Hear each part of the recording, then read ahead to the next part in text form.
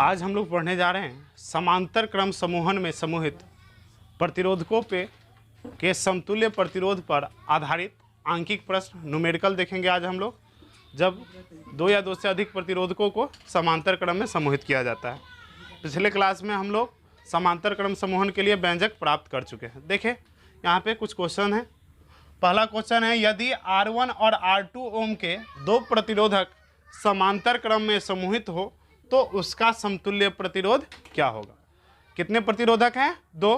पहला प्रतिरोधक का जो है क्या है, R1 ओम है उसका फ्रीक्वेंसी, और दूसरा का R2 ओम, और उसके समतुल्य प्रतिरोध हमें ज्ञात करना है। जो उसके समतुल्य ऐसा कौन सा प्रतिरोध लेंगे जिसका मान जो है इसके बराबर हो जाएगा। ठीक है, चलिए देखते हैं।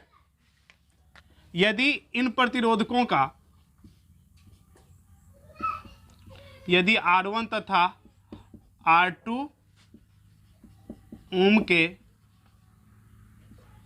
ओम का समतुल्य प्रतिरोध R हो तो हमने पिछले क्लास में पढ़ा था, जो यदि दो प्रतिरोधक R1 और R2 जो है समांतर क्रम में समूहित हो तो क्या होता है, 1/R बराबर हो जाता है 1/R1 plus 1/R2। 1/R is equal to क्या हो जाता है, 1/R1 प्लस 1/R2। हमें इसमें किसका वैल्यू निकालना है, R का वैल्यू लेना है। चलिए सबसे पहले हम इसको क्या करेंगे, बट्टा पर का जोड़ करेंगे। क्या करेंगे, बट्टा पर का जोड़। बट्टा पर के जोड़ के लिए क्या करते हैं, सबसे पहले एलसीएम निकालते हैं। तो R1 और R2 का एलसीएम निकालेंगे तो क्या होगा, R1 इंटू R2 हो जाएगा। R1 इंटू R2, R1 से R1 इंटू R2 में भाग देंगे तो R1 से R1 कैंसिल हो गया। क्या बच गया, R2, और R2 को 1 से मल्टीप्लाई करेंगे तो क्या हो जाएगा यहाँ R2। फिर इसी तरह से R2 से R1 R2 में भाग देंगे तो R2 से R2 कैंसिल हो जाएगा। क्या आ जाएगा यहाँ R1, यानी 1/R इज इक्वल टू हो गया क्या, इसी को आप ऐसे भी लिख सकते हैं, R1 प्लस R2 बट्टा R1 इंटू R2। अब इसको चलिए क्रॉस मल्टीप्लीकेशन करते हैं। क्रॉस मल्टीप्लीकेशन करिएगा तो क्या हो जाएगा रे, R into R1 plus R2 होगा। R को आप इससे गुना करोगे और इसको इससे गुना करो तो क्या हो जाएगा, R into R1 plus R2 होगा। होगा कि नहीं होगा। और फिर 1 को जब गुना करेंगे R1 इंटू R2 से तो क्या हो जाएगा यहाँ R1 इंटू R2। हमें वैल्यू किसका निकालना है, R हमको निकालना है, इसलिए R बराबर क्या होगा, यहाँ देखिए R के साथ R1 प्लस R2 किस क्रिया में है जी, गुना में है, और बराबर के उस साइड जब इसको शिफ्ट करेंगे तो कहाँ चला जाएगा, बट्टा में, भाग में चला जाएगा। तो R1 इंटू R2 बट्टे R1 प्लस R2, यही हो गया इसका समतुल्य प्रतिरोध। R1 और R2 के दो प्रतिरोधक यदि समांतर क्रम में समूहित है तो उसका समतुल्य प्रतिरोध क्या हो जाएगा, R बराबर R1 इंटू R2 बट्टा R1 प्लस R2। चलिए एक और सवाल है, दूसरे सवाल की ओर अब चलते हैं। यदि 4 ओम तथा 6 ओम के दो प्रतिरोध किस क्रम में है, समांतर क्रम में समूहित हो तो उसका समतुल्य प्रतिरोध क्या होगा। यहां देखिए इस सवाल में यहां आपको दिया हुआ है, पहला प्रतिरोधक R1 बराबर कितना है, 4 ओम, तथा R2 बराबर कितना है जी, 6 ओम। और यदि इनका समतुल्य प्रतिरोध समतुल्य प्रतिरोध क्या हो, बढ़का R हो तो चूंकि ये दोनों प्रतिरोधक किस क्रम में समूहित हैं, समांतर क्रम में है। किस क्रम में है, समांतर क्रम में है। तो इसलिए क्या होगा, 1/R बराबर हो जाएगा 1/R1 प्लस 1/R2। और यहाँ वैसे हम इसके लिए ये भी व्यंजक प्राप्त कर लिए हैं, R is equal to R1 into R2 बट्टे R1 प्लस R2। आप डायरेक्ट चाहे तो ये इस फॉर्मूला को भी अप्लाई कर सकते हैं, या फिर इसका वैल्यू बैठाइए, 1/R ज्यों का त्यों रहेगा, और 1/R1 कितना है, 4 ओम, 4 ओम है, तो 1/4 प्लस 1/R2 का वैल्यू कितना है, 6 ओम। तो इसको फिर आप क्या करिएगा, एलसीएम लीजिएगा पहले। 4 और 6 का एलसीएम कितना हो जाएगा जी? 2 दूनी 4, 2 तिया 6, 2 दूनी 4, 4 तिया 12, 4 तिया 12 तो 3 1 3, 6 दूनी 12 तो 1 दूनी 2। Implies 1/r is equal to 3 में 2 को जोड़िएगा कितना हो जाएगा जी? 5/12। फिर हम क्या करेंगे, क्रॉस मल्टीप्लीकेशन करेंगे तो 5 into R is equal to हो गया 12, therefore r is equal to 12/5 और इसको डिवाइड करेंगे तो 5 दूनी 10, 2.4 ओम हो जाएगा समतुल्य प्रतिरोध। r बराबर क्या हो गया? 2.4 ओम आंसर। अब हम लोग देखेंगे श्रेणी क्रम समूहन और समांतर क्रम समूहन में क्या अंतर है, या फिर श्रेणी क्रम संयोजन और पार्श्वबद्ध संयोजन में क्या अंतर है। सबसे पहले एक बार फिर से हम याद कर लेते हैं श्रेणी क्रम संयोजन और पार्श्वबद्ध या समांतर क्रम संयोजन को। श्रेणी क्रम संयोजन किसे कहते हैं? तो जब 2 या 2 से अधिक प्रतिरोधकों को इस प्रकार संयोजित किया जाता है कि एक प्रतिरोधक का दूसरा सिरा दूसरे प्रतिरोधक के पहले सिरे से, फिर दूसरे प्रतिरोधक के दूसरे सिरा में तीसरे प्रतिरोधक के पहले सिरे को, और इसी क्रम में सभी प्रतिरोधकों को जोड़ा जाता है। तो प्रतिरोधकों के ऐसे संयोजन को श्रेणी क्रम संयोजन कहते हैं। फिर समांतर क्रम संयोजन की ओर हम चलते हैं। समांतर क्रम संयोजन किसे कहते हैं? तो जब 2 या 2 से अधिक प्रतिरोधकों के एक छोर को एक बिंदु पर और दूसरे छोर को एक बिंदु पर जोड़ दिया जाता है और इस प्रकार से विद्युत परिपथ का निर्माण किया जाता है, तो प्रतिरोधकों के ऐसे संयोजन को समांतर क्रम संयोजन कहते हैं। हमारा आज का टॉपिक है श्रेणी क्रम समूहन और समांतर क्रम समूहन में क्या अंतर है। What is the differences between series grouping and parallel grouping. Series grouping और पैरेलल ग्रुपिंग में क्या डिफरेंसेज है, इसको हम लोग देखेंगे। यह भी एग्जाम के दृष्टिकोण से इंपॉर्टेंट है।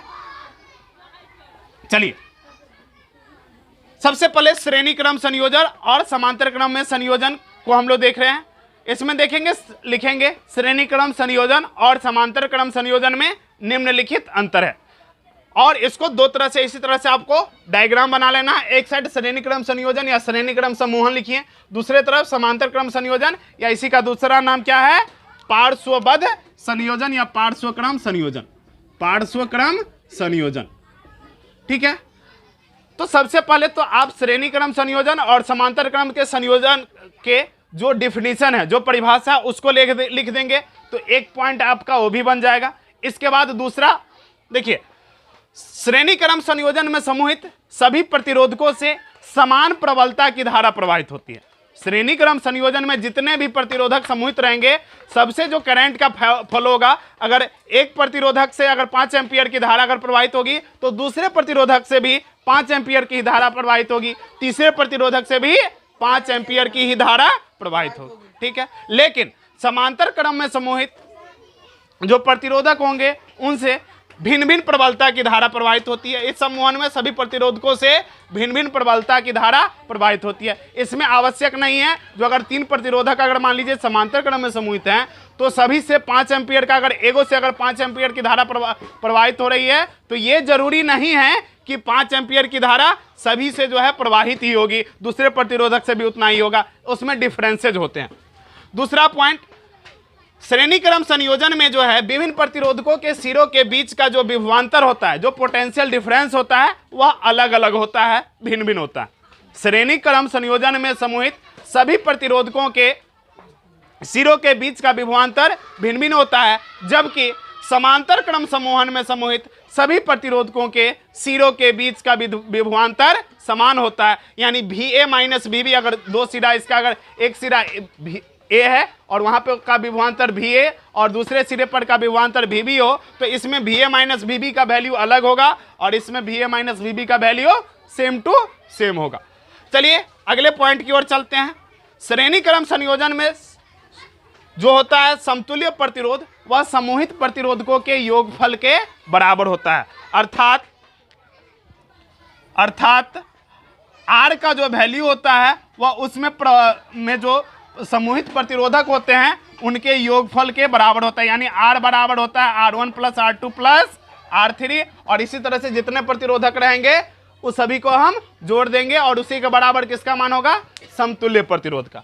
समांतर क्रम संयोजन में क्या होता है, तो इस समूहन में समतुल्य प्रतिरोध का जो व्युत्क्रम होता है, जो समतुल्य प्रतिरोध का व्युत्क्रम होता है वह समूहित प्रतिरोधकों के व्युत्क्रमों के योगफल के बराबर होता है, अर्थात 1/r, 1/r, r का व्युत्क्रम क्या हो जाएगा 1/r, 5 का व्युत्क्रम क्या होता है 1/5। तो इसी तरह से r का व्युत्क्रम, r क्या है, r क्या है जी, प्रतिरोध। तो प्रतिरोध का व्युत्क्रम जो होगा उसमें समूहित प्रतिरोधकों के योगफल के बराबर होगा, यानी 1/r is equal to 1/r1 plus 1/r2 plus 1/r3। और इसी तरह से हम अगर इससे ज्यादा भी प्रतिरोधक रहे, चौथा प्रतिरोधक रहेगा तो 1/r4 हो जाएगा। ठीक है, कोई दिक्कत यहां तक किसी तरह की परेशानी?